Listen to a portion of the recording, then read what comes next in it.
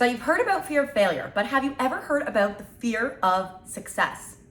The fear of success and the fear of failure are two sides of the same coin. And I feel like fear of failure is very well studied and generally we're very aware of it.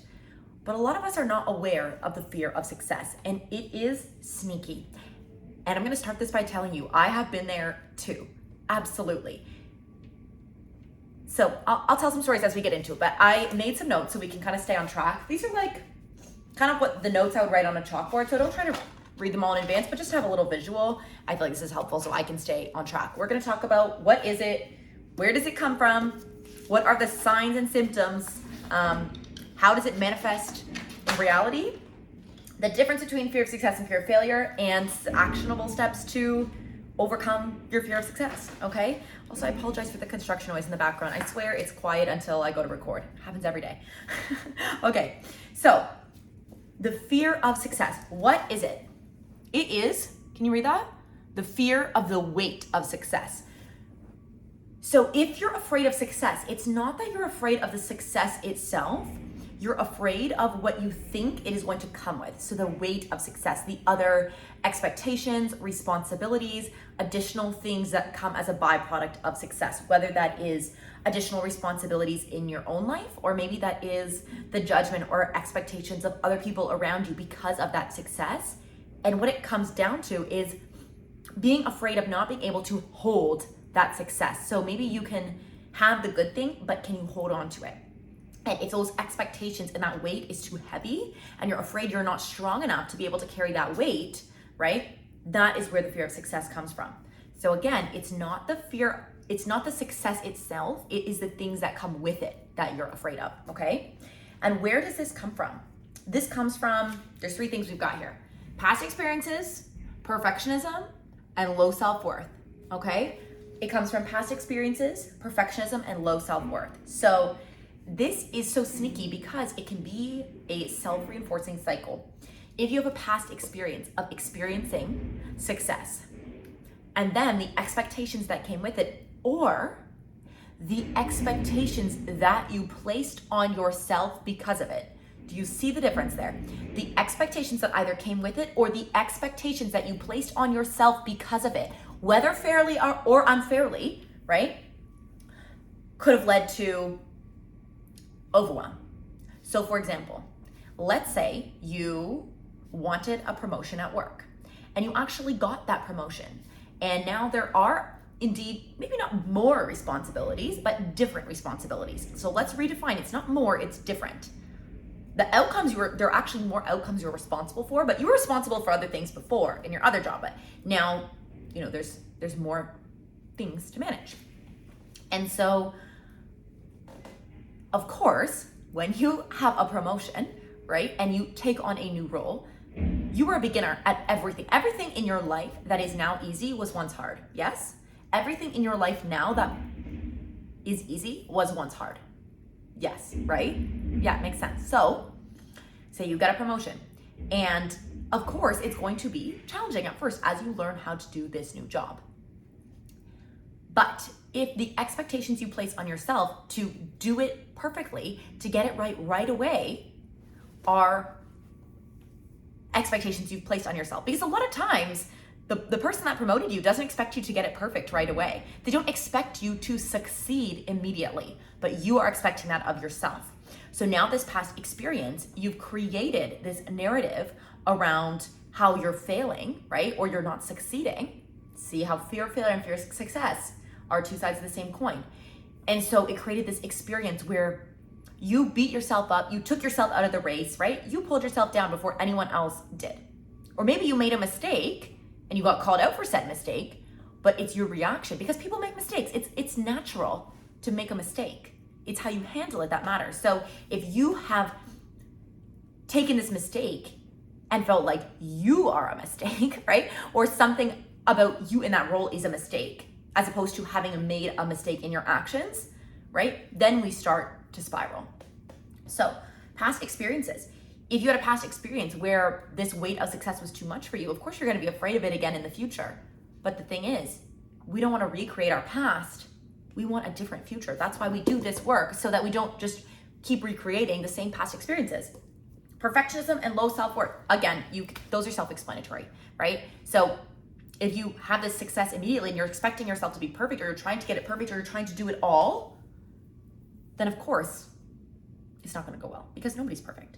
And low self-worth. So if you don't feel worthy of the success, and we know your self-worth, you just need to redefine it, right? You need to make yourself, you need to give yourself permission. Give that to yourself to feel worthy and deserving of your dreams. And if you don't, listen to my voice, and I need you to hear my voice in your head when you start to doubt yourself and talk yourself down, that you are worthy and deserving of your dreams, period. You are worthy and deserving of your dreams, period. Exclamation point, okay? Underline, bold, all capital letters, italicized. You are worthy and deserving of your dreams. Okay, stay with me. We've got about 4 minutes left here. Symptoms. What are some symptoms? I feel like I'm doing like a medical diagnosis, okay? What are symptoms? Undermining your achievements, avoiding opportunities, anxiety about the future. Symptoms of fear of success look like undermining your achievements, underselling yourself, right? Self-deprecating. When someone says, oh, that's amazing, congratulations, oh, it's not that big of a deal. Oh, I just got lucky, right? Do you see how imposter syndrome ties in with this? It all works together. It works together, y'all, okay? Avoiding opportunities, being afraid to put your hand up, right? Why is there a statistic that people who identify as a female will apply for a job if they feel like they meet 60%, people who identify as female will only apply for a job if they feel like they meet 100% of the job requirements. People who identify as male, on average, statistically, will apply for that job if they feel like they meet 60%. Okay? This is a statistic about women in leadership. Why there are such high rates of imposter syndrome amongst high-achieving women? Because men are putting up their hand twice as often. They're not afraid to fail, and they're not afraid to succeed in the same way. Generalization. Again, not saying men can't have fear of success or fear of failure. Not saying all women have it. Just saying this is the larger macro societal data, okay? Don't come at me. Because some of you come at me like, why are you always speaking to the woman? You know what? Chill, okay? My channel's not for you. Okay. Anxiety about the future, right? Anxiety about what comes with the success. Because we are so good at analyzing lost potential, but we are not good at analyzing potential gain. We can understand potential loss, we cannot understand potential gain. So say you do get the promotion. Now you actually have, and you're worried like, well, how am I going to be able to clean my house? And if I have to work for an extra hour every day, because I think that having this managerial role means I'm gonna have to work for an extra hour every day. You don't understand what are the additional resources that come with said promotion, right? There's maybe more human resources, people you can delegate work to. There's maybe more financial resources in which you can use to have somebody come in and clean your house for you. So we don't understand like it's the anxiety of feeling like we're gonna have to manage that future success with the resources we have now. Do you hear how powerful? It is the fear of having to manage and hold that future success with the resources we have available now, without understanding with more success becomes more resources. You're gonna be better resourced to be able to manage a success. Whether that is financial, whether that is time, whether that is energy, right? More resources come in line with that success. Now, let's finish it off here strong. We got 1 page left, okay? This is it. Manifests as procrastination, self-doubt, and self-sabotage. So that fear of success, if you find yourself, now, take this with a grain of salt, because a certain amount of procrastination, a certain amount of self-doubt, and self-sabotage, but a certain amount of procrastination, self-doubt is natural, okay? So let's not over-therapize here and be like dissecting every area of your life like, oh, well, because I procrastinated for an hour on Sunday, I must have fear. No, okay? We're human. Sometimes you're gonna procrastinate. Sometimes you're gonna doubt yourself, right? Sometimes you're gonna have anxiety. What's a generalized decent amount, like a normal, average, non-concerning amount of procrastination, self-doubt, or anxiety? It is when you feel, it's a feeling in your body. You will catch yourself where you're like, I have been procrastinating and I feel like I can't stop procrastinating or stop. I know this is what I need to do right now, but I just can't bring myself to do it and I can't figure out why. It's a feeling of stuckness. You will feel this in your body, right? When you're like, why? I can't figure out like why I can't just sit down. It's a simple task. Why can I do it? Because it's simple, but it's not easy, right? Like, for example, recently it's like I needed to set up ads to do some like lead generation for my fitness studio. And setting up the ads itself is actually a pretty simple task. Maybe not, okay, maybe you have to learn how to do it. Maybe you have to watch a YouTube tutorial. I've done it before though, so I knew how to do it. It's actually quite simple. I put it off for like 2 weeks.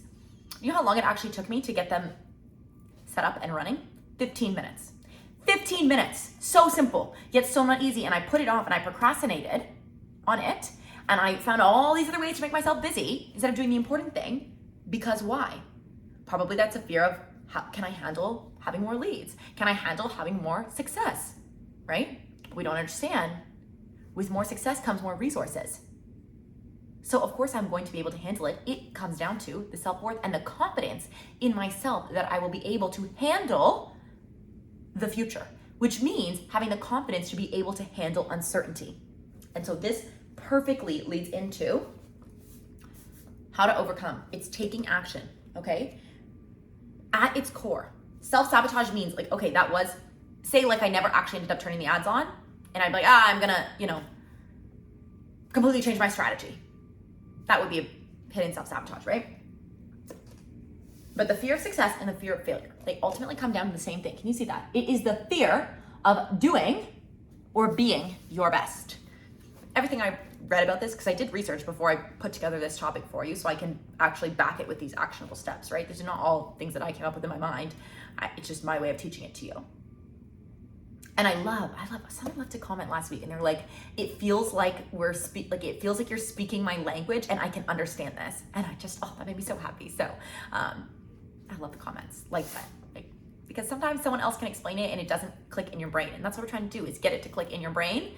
And that's why I try to break it down. I try to make it simple. I try to use fun analogies so that it sticks and we learn and we can grow from it. So it is the fear of doing or being your best, right? And you see how with this success or with failure, it all comes down to fear of doing or being your best. And why? Because when you do or are being your best, that makes you vulnerable. And that's what it comes down to, is that vulnerability. Because whether it's at your best or your worst, that peak state makes you vulnerable. Or it gives the illusion, the perception of vulnerability. And so how do we overcome that fear of doing or being your best? It's simply by doing it. Action starves fear. Repeat that back, bold, underline, italicized, highlight. Action starves fear. That phrase is what I need to hear you say in your head when you're like procrastinating. Action starves fear. Action starves fear. Nike, just do it, right? Just do it. Take the first step. And now the clinical therapized steps online. We'll read them through, okay? Self-reflection, affirmations, community, celebrating wins, and mentorship. Reflection. So, right, and don't write these off as woo. Stay with me. I know I said 4 minutes and then we've done way more than 4 minutes, but this is an important topic, okay?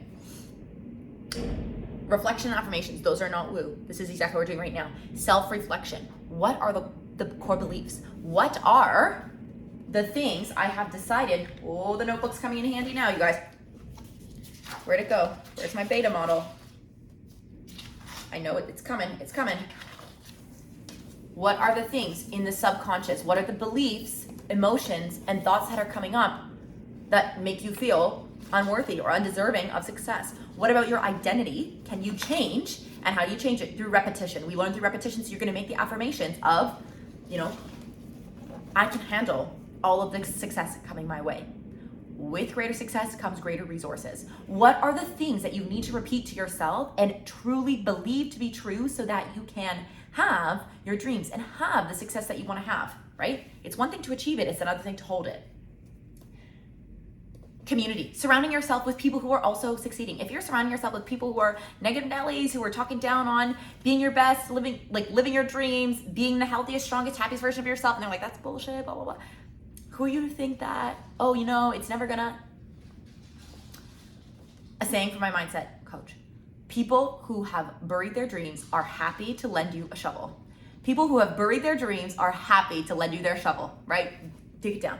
So, surrounding yourself with people who are also succeeding, who are also working through the same things, who also have a similar mindset, right? Who can also relate And it doesn't have to be in person, right? It can also be digital. It's right here. It's showing up and working and training with me every day. Celebrating your wins, right? That's gonna help take away that imposter syndrome. Mentorship, coaching, or therapy, right? So if you're like, oh, I am professionally struggling with this, then get professional help, okay?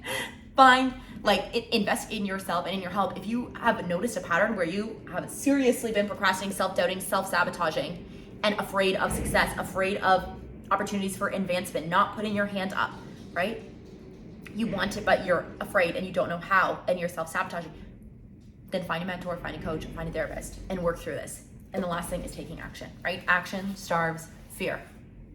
Action starves fear. So whether it's the fear of success, the fear of failure, or just generally every fear when it comes to success, achieving dreams, goals, it ultimately comes down to the fear of doing or being your best. So how do we work through that? Action starves fear. I hope this was helpful. I love you. And once again, I need you to hear my voice in your head. You are worthy and deserving of your dreams, period. I love you. I'll see you tomorrow.